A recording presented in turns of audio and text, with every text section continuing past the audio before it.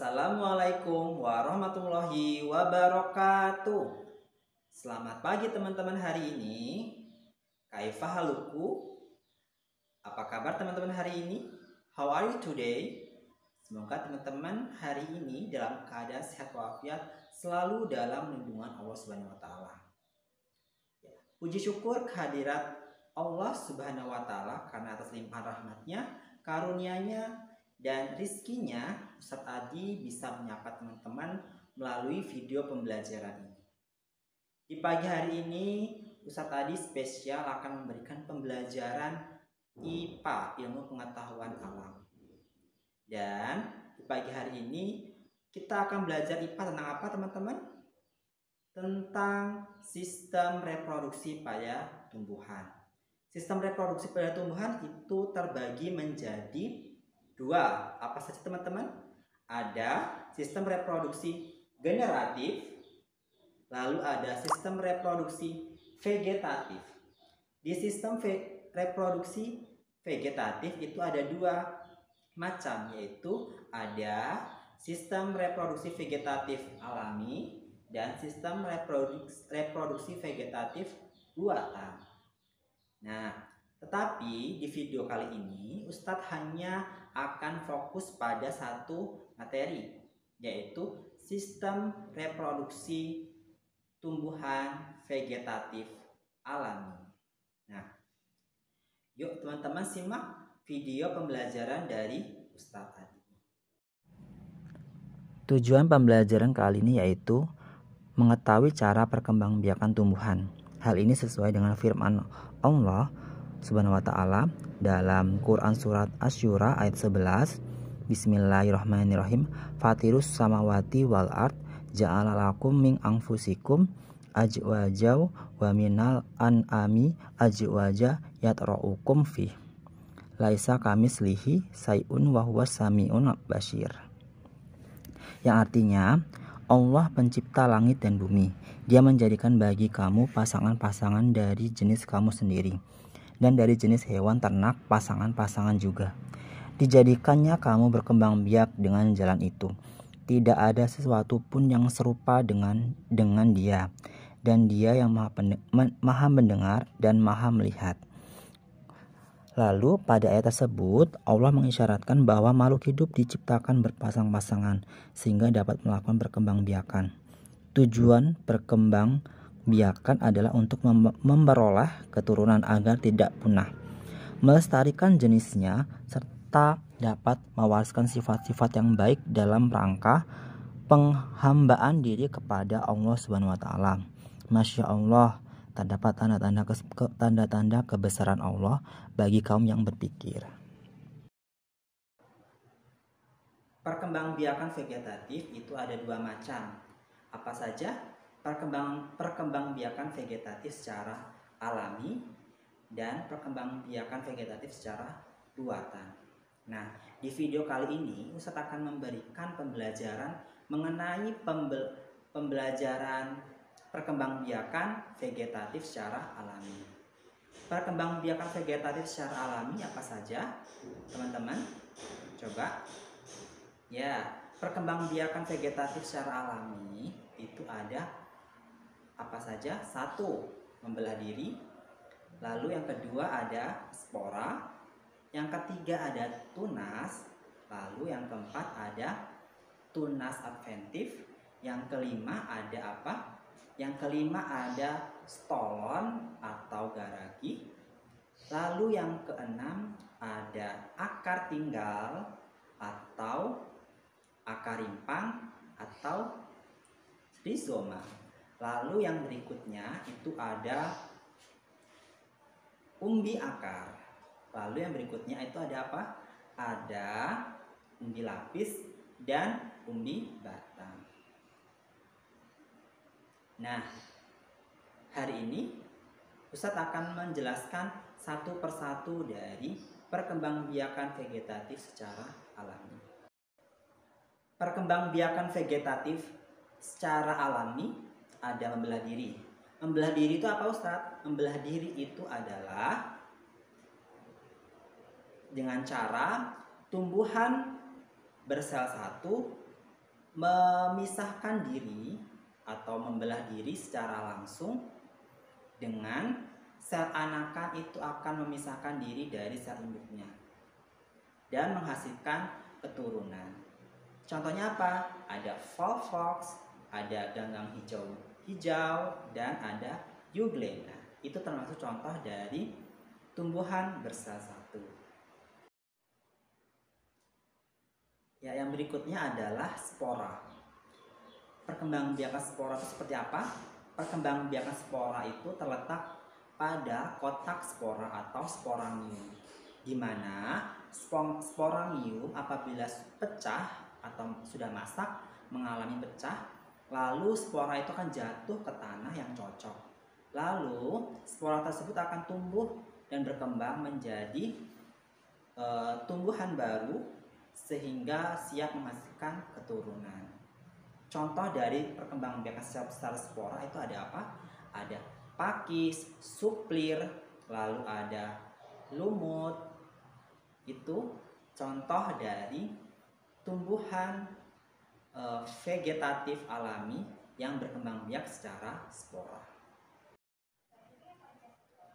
Perkembangbiakan vegetatif yang berikutnya yaitu tunas. Tunas adalah termasuk perkembangbiakan secara vegetatif alami, di mana tunas akan tumbuh pada ujung batang atau ketiak daun. Tunas dikatakan mengalami perkembangbiakan apabila tumbuhan induk itu mengalami pertunasan di bagian ujung batang atau ketiak, di mana tunasnya tersebut tumbuh menjadi tumbuhan baru. Itu baru dikatakan reproduksi secara tunas. Contohnya apa?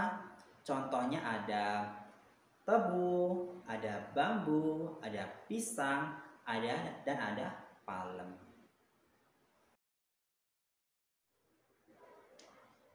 Nah, yang berikutnya yaitu ada tunas adventif. Tunas adventif itu ada dua. Apa saja teman-teman? Ada tunas adventif daun dan tunas adventif akar. Lalu tunas yang berkembang biak atau mengalami pertunasan di bagian daun itu baru namanya disebut dengan tunas adventif daun, di mana daun tunas tersebut akan tumbuh dan berkembang menjadi sel anakan atau keturunan baru. Dan apabila di pinggiran daun tersebut ini kita ambil dan kita letakkan ke tanah yang gembur, nanti akan tumbuh menjadi individu baru. Itu baru dikatakan mengalami perkembangbiakan tunas adventif daun. Contohnya apa teman-teman? Ada cocor bebek dan ada tanaman begonia. Lalu pada tunas adventif akar itu apa? Tunas adventif akar itu apabila tumbuhan pada akarnya mengalami pertunasan, lalu tunas tersebut akan tumbuh menjadi individu baru atau tanaman baru. Itu baru dikatakan mengalami perkembangbiakan tunas akar. Contohnya apa? Ada contohnya yaitu tanaman cemara. Nah, perkembangbiakan tumbuhan secara vegetatif alami yang berikutnya yaitu ada garagi dan garagi atau stolon. Teman-teman pasti menyukai tumbuhan ini dan sering melihatnya di hiasan roti ataupun yang lainnya atau cake ulang tahun dan sebagainya, yaitu strawberry. Nah, teman-teman pasti ingin tahu ya cara perkembangbiakan dari strawberry. Nah, strawberry ini berkembang biak secara garagi atau stolon. Garagi atau stolon itu apa, Ustadz? Garagi atau stolon itu adalah batang beruas yang menjalar di atas atau di bawah permukaan tanah, yang dimana batang yang menjalar ini akan tumbuh secara sendirinya di secara sendirinya menjadi tumbuhan atau individu baru. Contohnya apa? Dari perkembangbiakan secara garagi atau stolon ada arbe, stroberi, lalu ada pegagan. Itu termasuk contoh dari reproduksi secara garagi atau stolon. Nah, perkembangbiakan vegetatif secara alami berikutnya yaitu ada akar tinggal atau akar rimpang atau rizoma. Nah, di perkembangbiakan akar tinggal, akar rimpang atau rizoma ini seperti apa? Perkembangbiakan secara rizoma atau akar tinggal ini yaitu di mana apabila tumbuhan tersebut memiliki ruas-ruas, nanti ruas tersebut akan tumbuh kuncup seperti ini, kuncup. Nanti kuncup tersebut akan tumbuh menjadi individu baru. Baru itu namanya disebut dengan perkembangbiakan secara akar rimpang atau rizoma. Contohnya ada apa aja? Ada jahe, ada lengkuas, ada kunyit, ada kencur, dan ada alang-alang. Nah, itu contoh dari perkembangbiakan vegetatif secara rizoma. Perkembangbiakan tumbuhan secara vegetatif alami yang berikutnya yaitu umbi akar. Di umbi akar itu bagaimana Ustaz cara perkembangbiakannya? Perkembangbiakan secara umbi akar yaitu apabila akar itu yang ada di dalam tanah itu tumbuh kuncup pada sisa tumbuhan lalu menjadi tumbuhan atau individu baru. Di mana tadi akar itu beralih fungsi untuk menyimpan cadangan makanan. Contohnya apa? Umbi akar, contohnya ada wortel, ada lobak, dan ada dahlia. Itu merupakan contoh-contoh tumbuhan yang berkembang biak secara umbi akar. Ya, perkembangbiakan tumbuhan secara vegetatif alami yang berikutnya yaitu umbi batang, yang dimana batang tersebut akan tumbuh di dalam tanah yang berfungsi untuk menyimpan cadangan makanan, dimana batang tersebut itu akan tumbuh tunas, lalu tunas tersebut akan tumbuh menjadi individu baru. Nah, inilah cara perkembangbiakan secara umbi batang. Contohnya apa Ustadz? Tumbuhan yang mengalami atau melalui proses reproduksi secara umbi batang. Ada apa? Ada kentang, lalu ada apa? Ada bengkuang, ada talas. Itulah contoh-contoh tumbuhan yang berkembang biak secara umbi batang.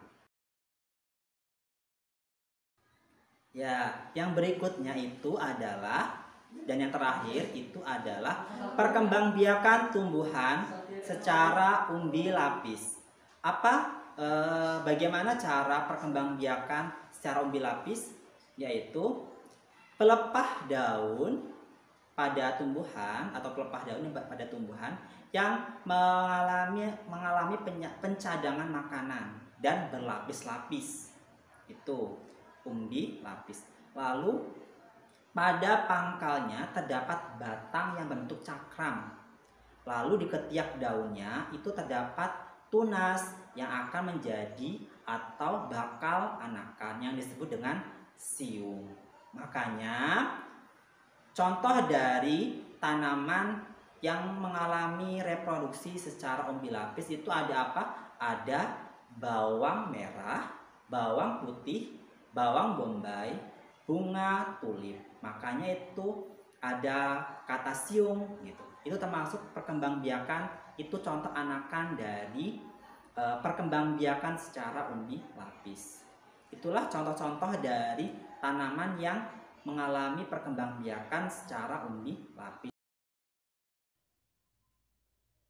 Ya, demikian itu tadi pembelajaran mengenai sistem reproduksi tumbuhan vegetatif alami dari Ustadz Adi. Semoga teman-teman dapat mengambil hikmahnya, dapat mengambil ilmunya, dan semoga apa yang Ustadz sampaikan itu bisa menjadi hal-hal yang bisa teman-teman manfaatkan di kehidupan. Ya, sobat berpesan, semoga teman-teman tetap selalu jaga kesehatan di rumah, selalu mematuhi protokol kesehatan, selalu jaga jarak, jangan lupa memakai masker, lalu jangan sampai lupa melakukan kebiasaan-kebiasaan bersih lainnya seperti mencuci tangan dan kebiasaan-kebiasaan bersih lainnya. Dan teman-teman, yuk selalu beristighfar, semoga bumi ini selalu bisa kembali pulih dan teman-teman bisa kembali ke sekolah. Ya, demikian video pembelajaran dari Ustadz Adi. Ustadz Adi mohon maaf apabila ada salah kata. Pada Allah saya mohon ampun. Ustadz akhiri, wassalamualaikum warahmatullahi wabarakatuh.